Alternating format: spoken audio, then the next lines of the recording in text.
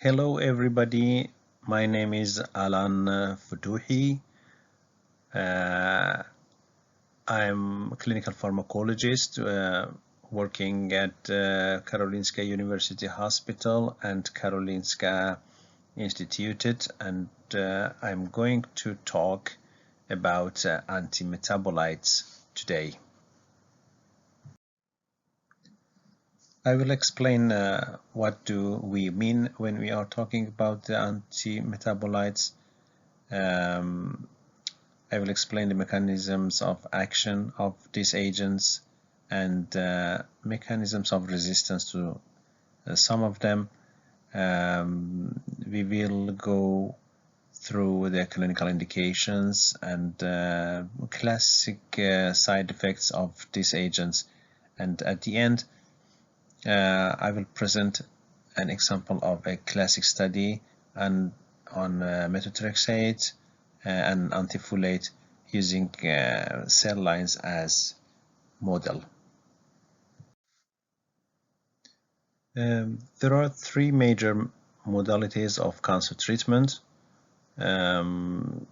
Chemotherapy is the main approach to some malignancies, and you see that the antimetabolites are a big family of chemotherapeutic agents. Antimetabolites are among the first drugs that have been introduced to the clinic to treat cancer, and here you see that some of them have come to clinic already in 1940s.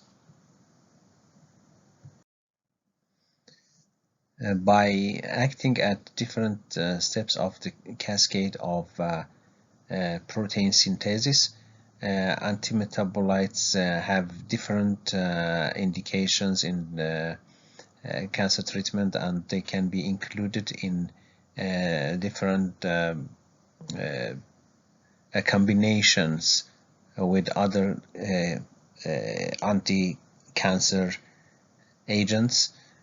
They usually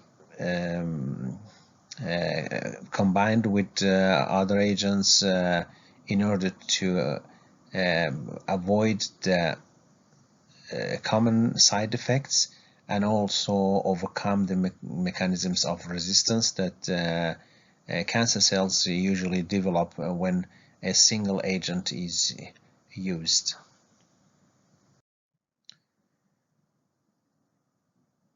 Usually the antimetabolites are classified to three main groups: folic acid analogues, pyrimidine analogues, and purine analogues. The most famous folic acid analog or antifolate is methotrexate, with many different indications. The most important one is against pediatric acute lymphocytic leukemia and also some other types of cancer. And methotrexate is a versatile drug which has immunosuppressant properties also, but in this table the only anti-cancer indications are listed. Pyrimidine analogues, we can mention 5-fluorouracil in this group, which is a very old anti-malignancy drug and mainly used against the gastrointestinal cancer, and a prodrug of that which can be taken orally, capecitabine, is used to treat breast cancer. And among the purine analogues, the thiopurines, mercaptopurine and 6-thioguanine are the most famous one. They're very old, have been used for a few decades against acute lymphocytic and myelogenous leukemia and some other types of cancer, and they are also, like methotrexate, immunosuppressants as well, and can be used in some other types of diseases, and not only in oncology. You will see now that the structure of antimetabolites are very similar to essential metabolites. If you want to give a definition to antimetabolites, we can say that an antimetabolite is a substance that closely resembles an essential metabolite and competes with, interferes with, or replaces the metabolite in physiological reactions. Here you see that two nucleobases found in nucleic acids are purine derivatives, adenine and guanine. And three of them are pyrimidine derivatives, cytosine, thymine, and uracil. And you know that thymine is found in DNA and uracil in RNA. DNA and RNA long chains consist of bonds or of pyrimidine and purine nucleobases that have been binded to each other with strong hydrogen bonds. The four bases A, G, T, and C form DNA. Guanine is found in mammalian cells as free base, while others are present in their active form only as nucleosides. Here you see that the difference between a nucleoside and a nucleobase is a 5-carbon sugar that is attached to a nucleoside. So basically a nucleoside is a nucleobase plus sugar.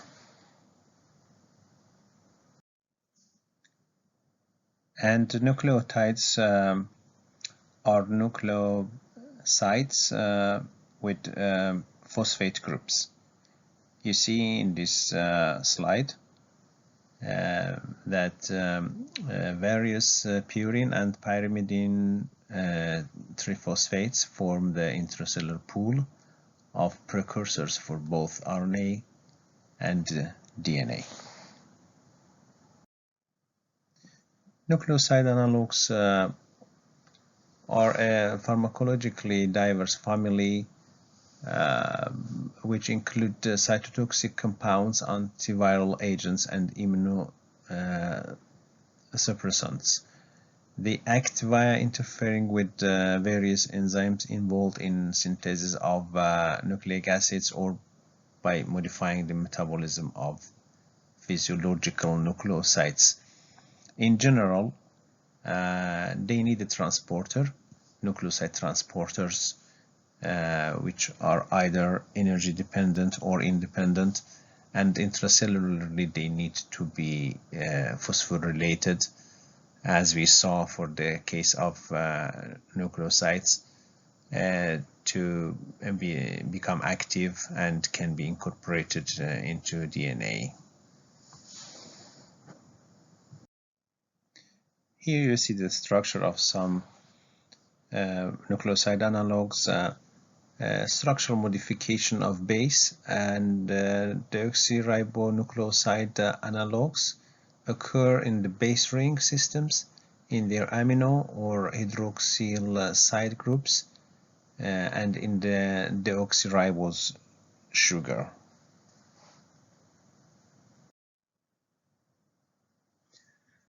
In this table you can see some very main indications for nucleoside analogues and also main adverse effects of them. Among the adverse effects, I can mention myelosuppression and rashes, fever, neurotoxicity, nausea, vomiting, and in the case of fluoropyrimidines, hand-foot syndrome and diarrhea are dominant and classic side effects of these agents. There are many purine and pyrimidine analogs, and we cannot, and it's not necessary to go through all of them and explain them. In this slide, you can see the similarity of their structures with some intrinsic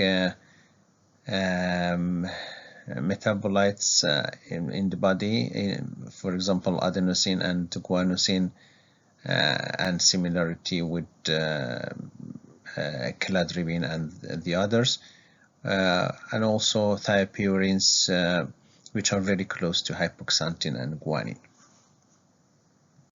Thiopurines are a group of nucleoside analogs that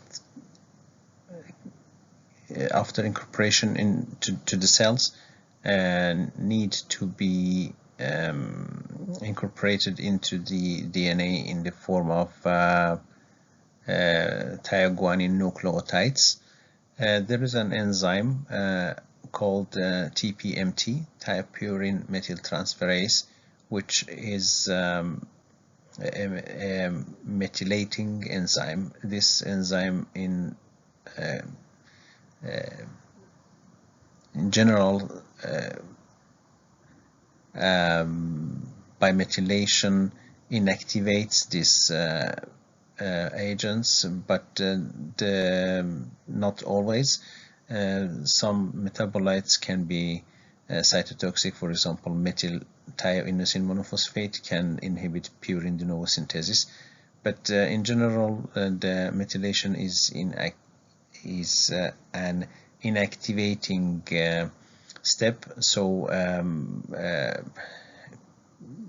lack of TPMT in activity in some patients can result in too much production of thioguanine nucleotides, which are incorporated into the DNA, and severe toxicity in these patients. This is why before administration of thiopurines, it's recommended that patients must be checked for TPMT activity and genotype of TPMT to be sure that there is no lack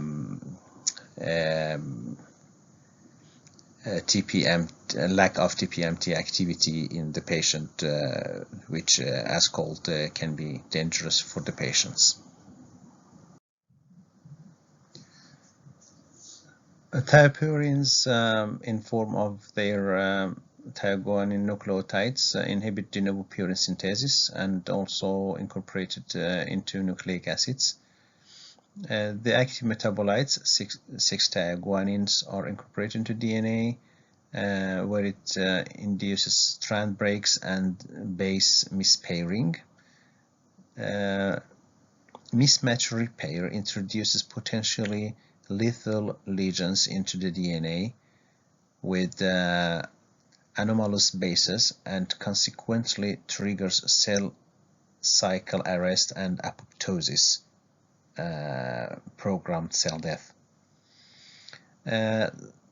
Some metabolites like thioinosine monophosphate inhibit the formation of ribosyl 5-phosphate as well as conversion of inosine 5' monophosphate to adenine and guanine nucleotides.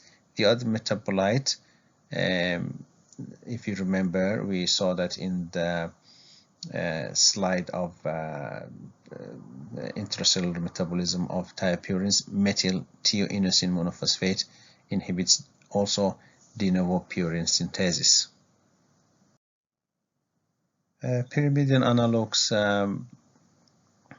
there are many examples to mention. The most famous one are 5-fluorouracil and capecitabine, and also RSC. 5-fluorouracil was the first successful pyrimidine analog. 5-fluorouracil with simultaneous irradiation cures anal cancer and enhances local tumor control in head and neck and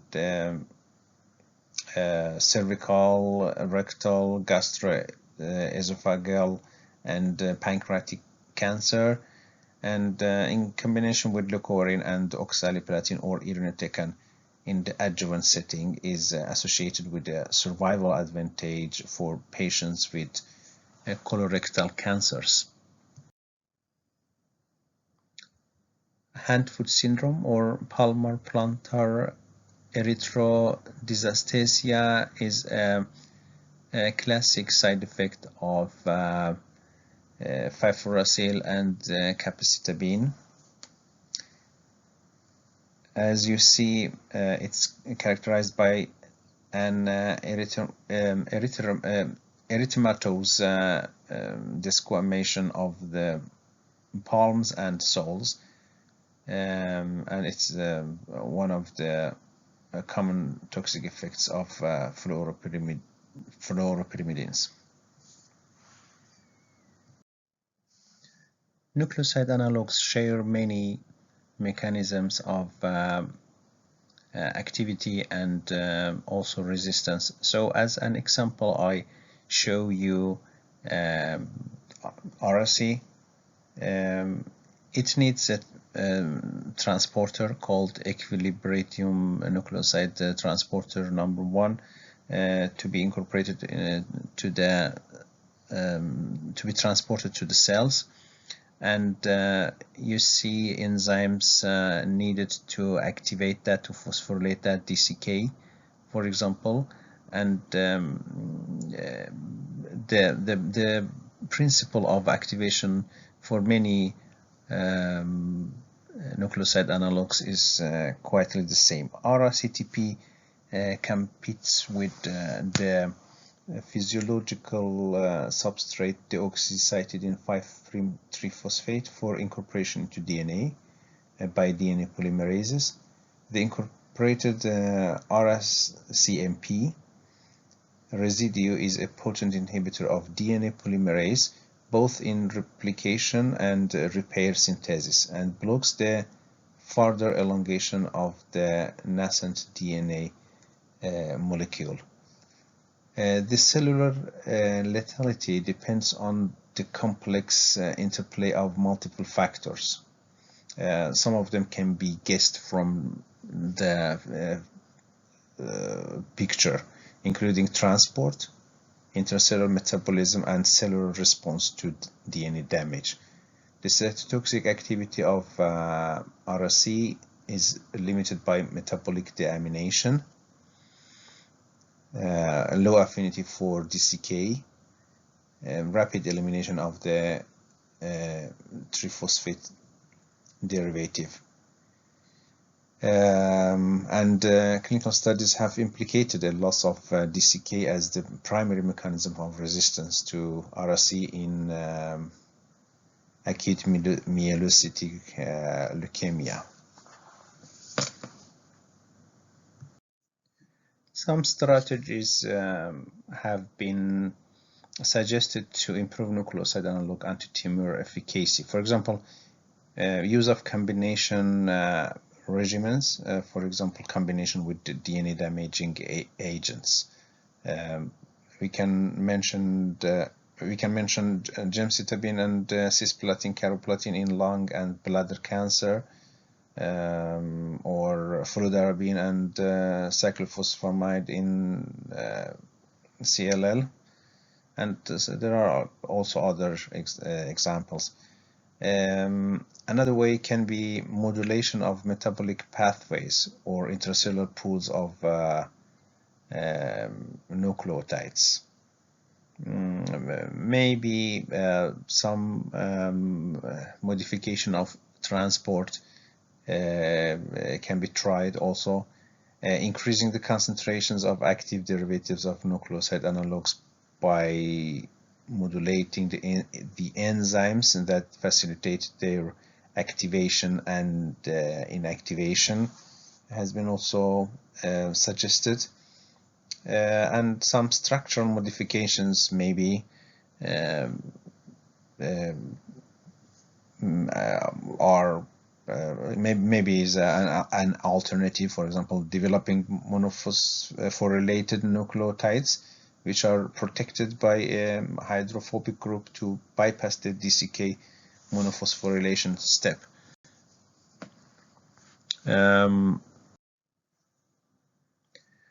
Antifolates are structurally very similar to folic acid itself. This class of drugs produced the first striking, although temporary, remissions in leukemia and the first cure of a solid tumor. It was choriocarcinoma. Introduction of high-dose regimens with rescue by the reduced folate, folinic acid, further extended the effectiveness of this drug, I mean methotrexate, to both systemic and CNS lymphomas, osteogenic sarcoma, and leukemias. Methotrexate has been used in non-oncological settings, for example, against to treat psoriasis, against graft versus host disease, in allogenic bone marrow and organ transplantation, and for the treatment of dermatomyositis, rheumatoid arthritis, and many other autoimmune diseases.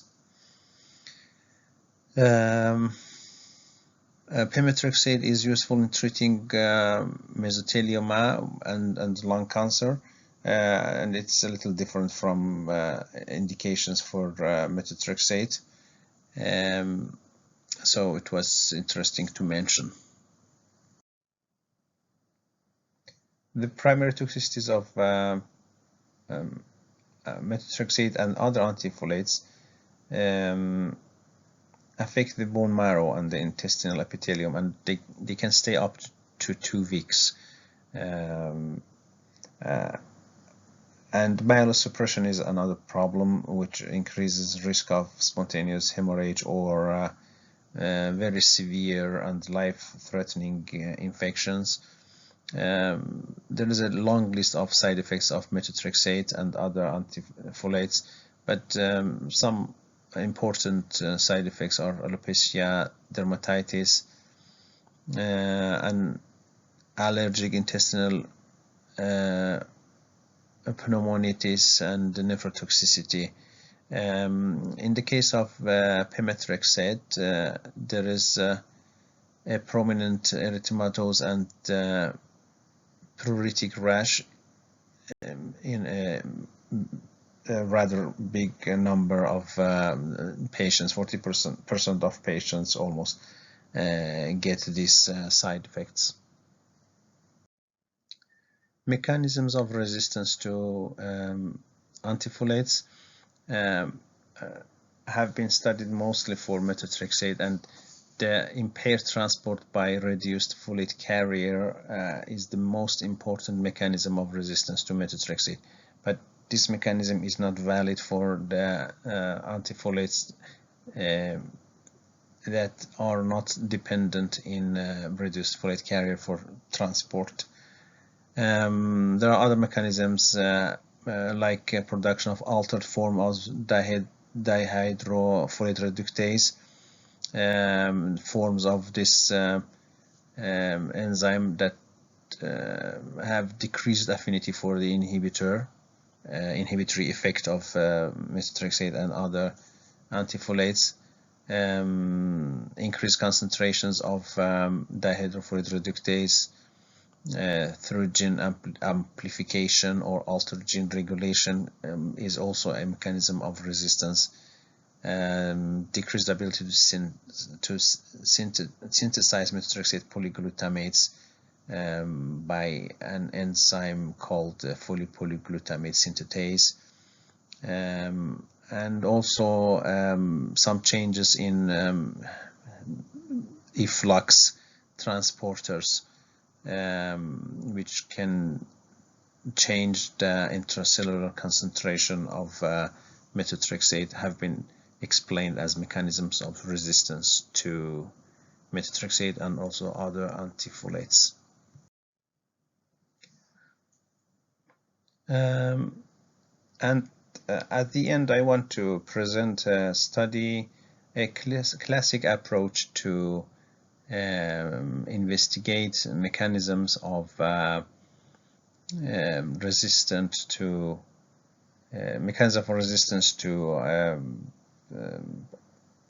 anti-cancer drugs using cell lines. In this study, we developed resistant cell lines to methotrexate and to 7-hydroxymethotrexate, the major metabolite of methotrexate, and then studied the new cell lines with resistance to these molecules to see what happened in the cells, and if it can be a mechanism that the tumor cells also use to resist against the toxicity of methotrexate and 7-hydroxymethotrexate. The structures of methotrexate and its major metabolite 7-hydroxymethotrexate, as you see, they are very similar, and the difference between these two molecules is that 7-hydroxymethotrexate is much less toxic, about 100-fold less than methotrexate itself in its non-polyglutamated form, but when it's polyglutamated, probably it's much more potent. And that even in this non-polyglutamated form, it reaches high levels enough to exert cytotoxicity when methotrexate is administered at high doses. This is why we studied even 7-hydroxymethotrexate and mechanisms of resistance to that in our models. Here you see the intracellular metabolism of methotrexate and 7-hydroxymethotrexate following its entry into the cell primarily via the reduced folate carrier RFC. Methotrexate is polyglutamated in an ATP-dependent reaction catalyzed by polyglutamate synthase (FPGS). Both methotrexate and its polyglutamate metabolites inhibit dihydrofolate reductase. As a consequence of its inhibition, regeneration of tetrahydrofolate from dihydrofolate is impaired, leading to a deficiency in tetrahydrofolate and formation of various 1-carbon adducts in replicating cells. This, in turn, results in inhibition of the synthesis of both purines and thymidine, inhibition of DNA replication, and finally cell death. Moreover, the polyglutamates can inhibit thymidylate synthase as well as certain other enzymes involved in the de novo purine synthesis. Since the polyglutamate metabolites of methotrexate remain in the cell much longer than the parent drug itself, polyglutamation determines the efficacy of methotrexate as a cytotoxic agent. 7-hydroxymethotrexate is derived from methotrexate as it is undergoing oxidation by aldehyde oxidase in the liver. It has 100 or more fold less cytotoxicity effect than methotrexate in its non-polyglutamate form, but it undergoes polyglutamation in cells by FPGS, and in this form its inhibitory effect is comparable with methotrexate polyglutamates. In order to study the mechanisms of resistance to methotrexate and 7-hydroxymethotrexate, we developed resistance employing a classic method. It means by exposing the SAM and MOLT4 leukemic cells to stepwise increasing concentrations of these agents during several passages. Finally, we got 4 different sublines of cells, 2 resistant to methotrexate and 2 to 7-hydroxymethotrexate. The results of the toxicity assays after 72 hours exposure to wild-type and resistant SAM and MOLT4 cells to methotrexate, 7-hydroxymethotrexate, and some selected novel antifolates has been shown here. The following results can be extracted. Methotrexate-resistant cells are cross-resistant to long-term exposure to 7-hydroxymethotrexate, but 7-hydroxymethotrexate cells are as sensitive as their wild-type parents to long-term exposure to methotrexate. Both methotrexate-resistant sublines are resistant to all novel antifolates, which are dependent on a reduced folate carrier for their cellular uptake. Both 7-hydroxymethotrexate resistant sublines are resistant to the antifolates which need to be polyglutamated to exert their toxic effects. All resistant cell lines show collateral sensitivity to the lipophilic antifolate TMQ, which is neither dependent on RFC for its transport nor polyglutamation to exert cytocidal effects. It can be concluded that probably our methotrexate resistant cells have a defect in reduced folate carrier mediated transport and the 7-hydroxymethotrexate in polyglutamation. A transport assay revealed that uptake of radioactive methotrexate has been over 10-fold decreased in methotrexate resistant cell lines compared to wild type and 7-hydroxymethotrexate resistant cells. As expected, polyglutamate synthase (FPGS) activity in SAM 7-hydroxymethotrexate cell lines was markedly decreased, over 95%. This can explain the tolerance of these cells to 7-hydroxymethotrexate, which, as mentioned, is cytotoxic only in polyglutamated form, and their cross-resistance to the novel antifolates, which are also dependent on polyglutamation for their cytotoxicity. Interestingly, when exposure to methotrexate was limited to 4 hours rather than for 72 hours, the 7-hydroxymethotrexate resistant SAM cells were more than 100-fold more resistant to growth inhibition by methotrexate than the corresponding parental cells.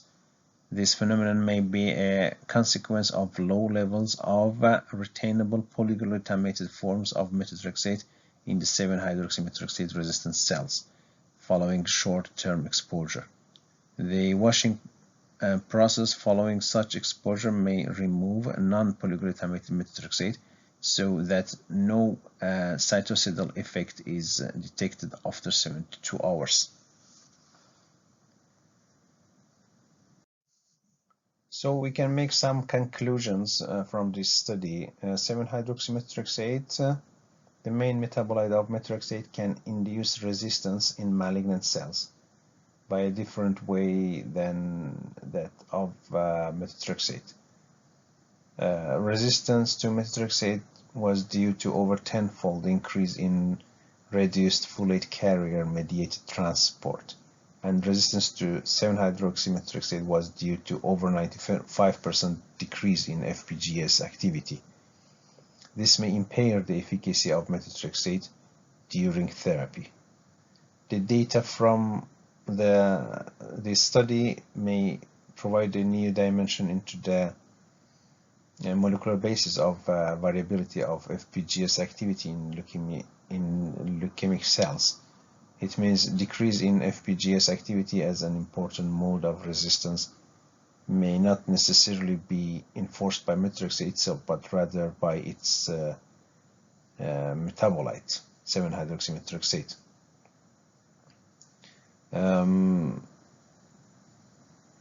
finding that methotrexate and its metabolite 7-hydroxymethotrexate provoke disparate mechanisms of antifolate resistance, transport impairment versus polyglutamation defect, respectively, can have important implications for the designing of strategies aimed at circumvention of methotrexate resistance.